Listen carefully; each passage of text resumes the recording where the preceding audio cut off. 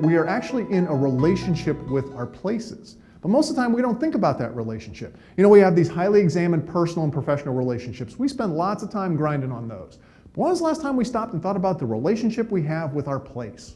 Probably not often, if at all. And like any unexamined relationship, it can go stale. It can go bad. So the first thing is to recognize that we're in this relationship, and then we might start modeling our behavior a little bit differently, because a relationship implies a two-way street.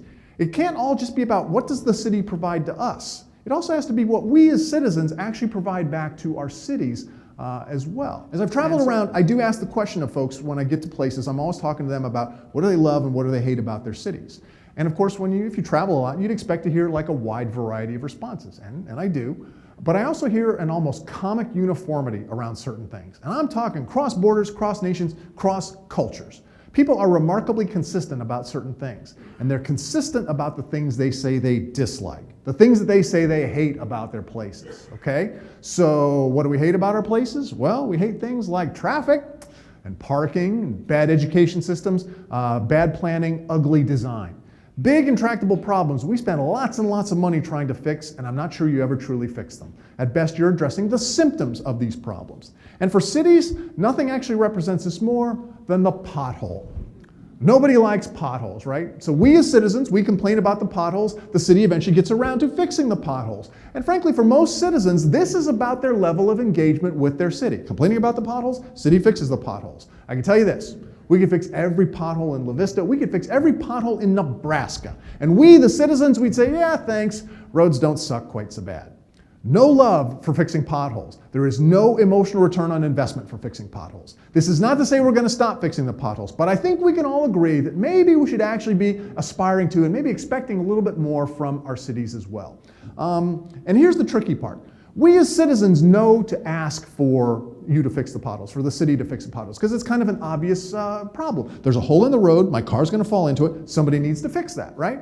Okay, but going beyond that, we don't necessarily know to ask for things like art and beauty and great design. Yet at heart, we know these are actually things that we want, because once we've experienced them, once we've had that, it's like, wow, how did I live without this? Yeah, that's the kind of thing. So we as, if we're going to get out in front of this kind of stuff, we need to be thinking beyond what is, the typical pain points. What are actually people maybe aspiring to in their places? Because think about this. If it was just about paved roads, basic police, basic fire service, then all cities kind of become alike then. But that's clearly not the case. So the things we love about our places, I found out they tend to be small things, intimate things, personal things. In my book, I liken them to the idea of a handwritten note that goes with the gift. And guys, we've all done this. At some point in our life, we gave a gift to our significant other and we forgot to give a card or a note with the gift, right? Yeah, we felt that, didn't we? Because that is a missed opportunity, because that card matters. It says that we've taken a moment, we've made it special, we've made it personal. We've made this emotional connection. It's a small thing that has an outsized impact on the way they're going to feel about the gift, and by extension, the way they're going to feel about you. It's a love note. So these love notes are things that cities will give to their citizens, and if cities are very lucky, citizens might actually give back to their cities as well. And I've got a few examples of these love notes. Pedestrian-friendly Times Square, New York City. Any folks been back and visited New York City in the last 4 years in Times Square? A few. It is an amazing transformation of Times Square, of that space. In the past, when you went to Times Square, the one thing you wanted to do was stop and look around, because it's sensory overload, right? But you really couldn't do that the way Times Square was previously designed, because if you stopped on the sidewalk, you were going to get run over by a herd of New Yorkers. If you take one step off the curb, you're going to get run over by a cab, right? Take your pick. So a few years ago, they pushed the cars to the periphery, they brought in seating, they brought in Wi-Fi, and they turned Times Square into the ultimate place to people watch. Fantastic. And it's very interesting, because the guy who runs the Times Square Business Alliance told me something fascinating. In the last few years, locals have started to come back to Times Square. Now, in the past, a local New Yorker would not have been caught dead in Times Square, because that's where all you tourists were, right? Blocking traffic, taking pictures. But now, because there's seating and Wi-Fi, ultimate place to people watch, and by the way, it's also become a pretty amazing performance venue as well, locals have started to come back to Times Square. In the grand scheme of New York City, Times Square is a small thing, but I guarantee you it will have a very big outsized impact on the way you feel, the way you experience the city as a whole. Small thing, outsized impact.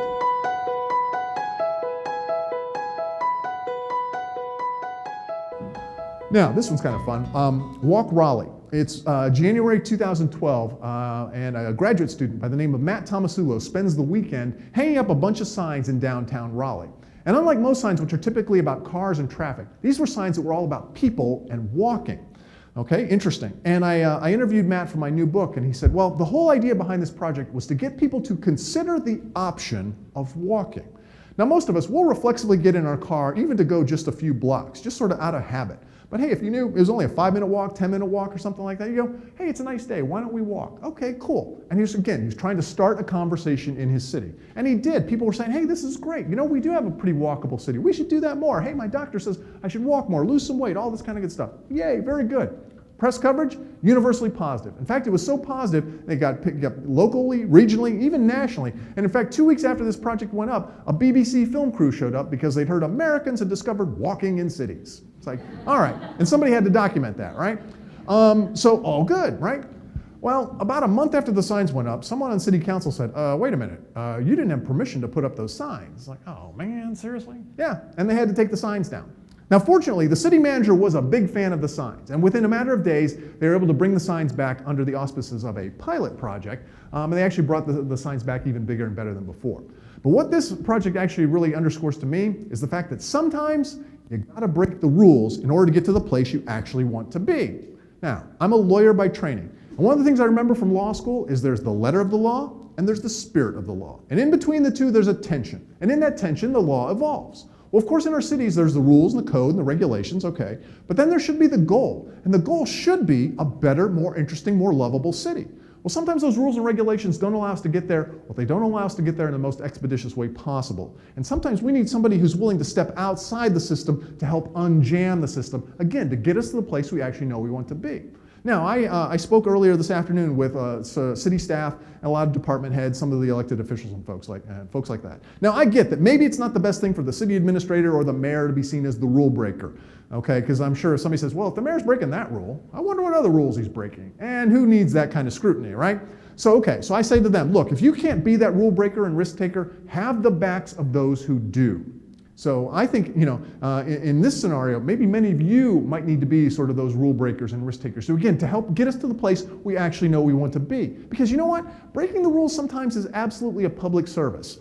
You know, if Matt was in the sign selling business, yeah, this would have been very different. He probably would have gotten, slapped down pretty hard for that. But he's not. He's trying to do something positive for his community. And so this energy and this, the spirit with which we do these kinds of things absolutely makes, a big difference.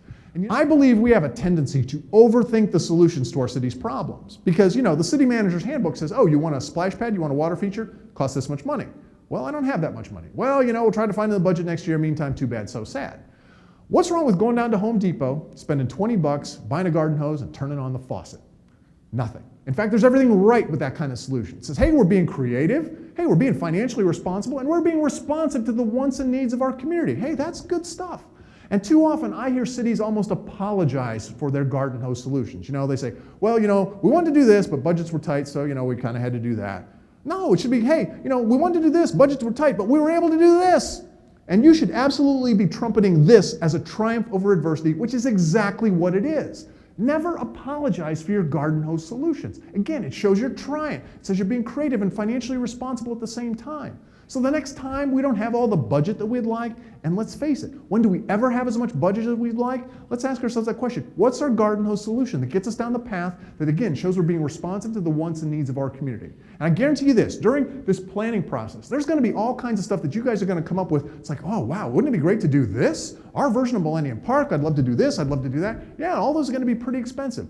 You know what? Maybe we got to say, all right, maybe that's a little further down the road, but what's the garden hose solution that maybe addresses some of those wants and needs in that process? So I think throughout this thing, in addition to asking where's the fun, let's ask what's the garden hose solution right now? If we can't afford the full thing, the full Monty as it were, I think that gets us down the road again. All right, pretty cool.